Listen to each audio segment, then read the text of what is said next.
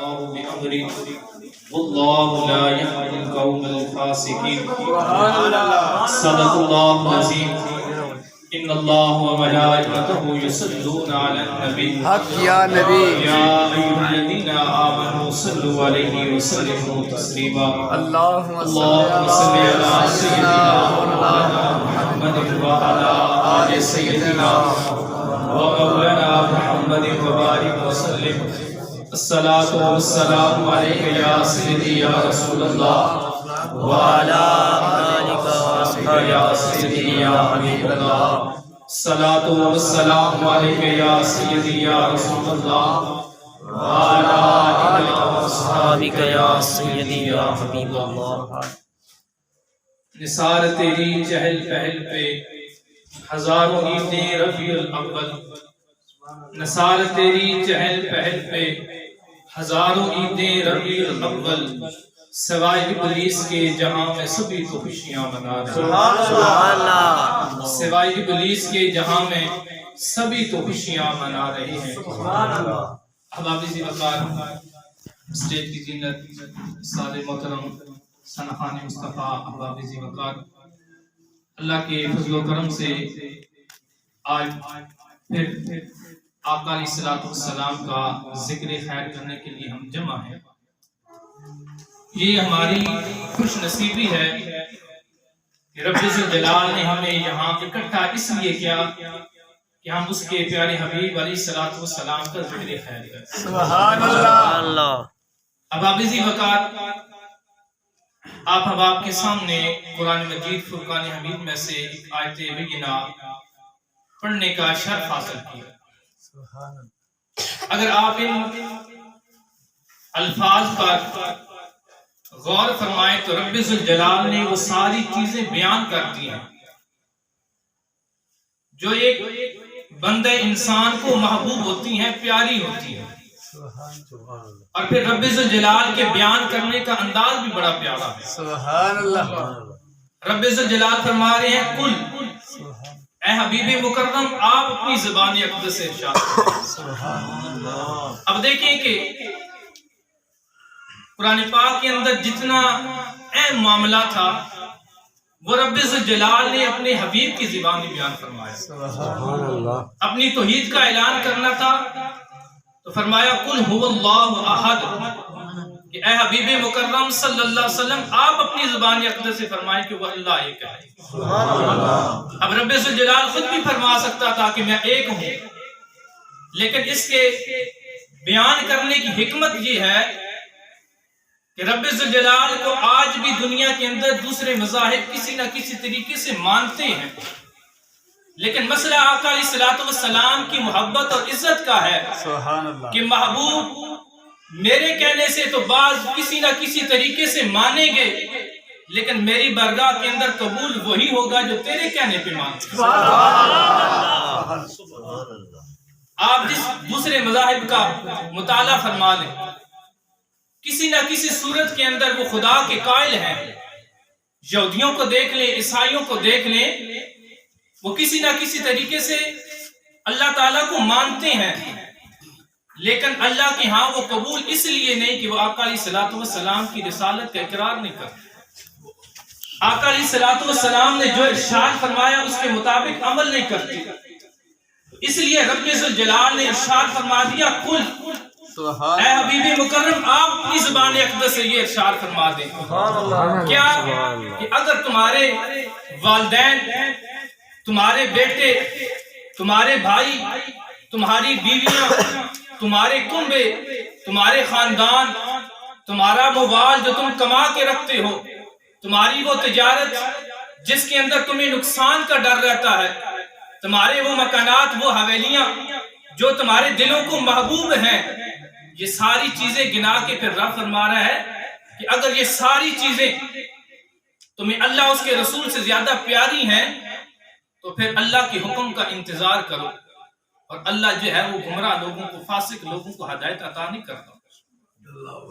اب رب ذوالجلال نے وہ ساری چیزیں گن گن کر بتا دی ہیں قل ان کان آباؤکم و ابناؤکم و اخوانکم و ازواجکم و عشیرتکم و اموال اقترفتموها वतिजारतन तखशौना कसादहा व मसाकिन तरदौनहा अहब्बा। वो सारी चीजें रब्बे ज़ुल जलाल ने गिन कर बताई हैं कि जिनके साथ एक बंदा इंसान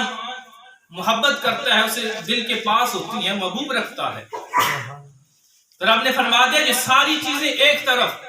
और अल्लाह उसके रसूल की जात एक तरफ। सुभान अल्लाह। अब आबिज़ी वकार ये हुक्म बराए रास्त सहाबा किराम रिदवानुल्लाह ताला अजमाइन के लिए था।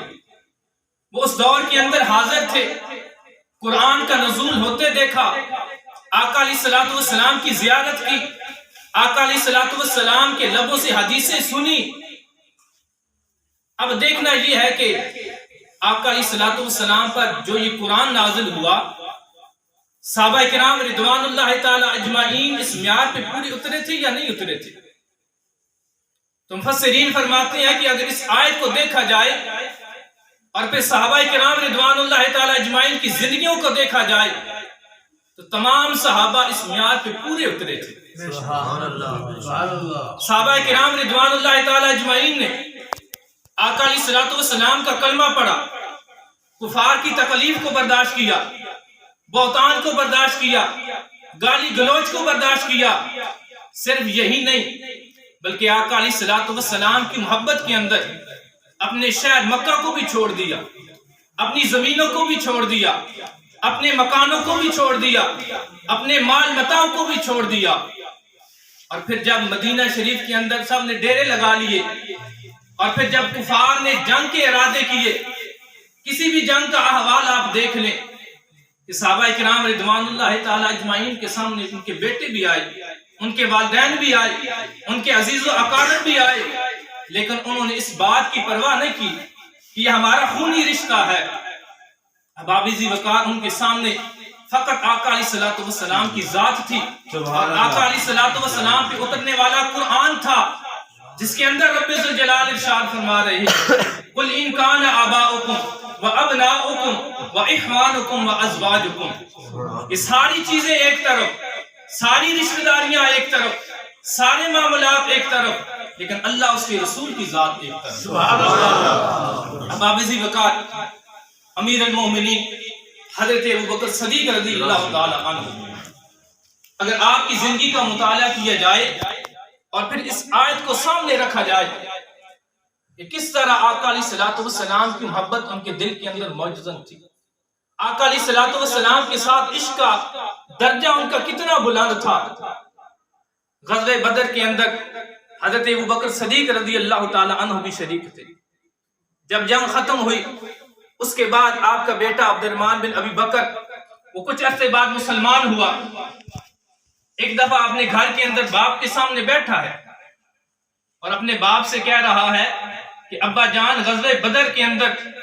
आप कई दफा मेरी तलवार के नीचे आए, लेकिन मैंने बाप समझकर छोड़ दिया था।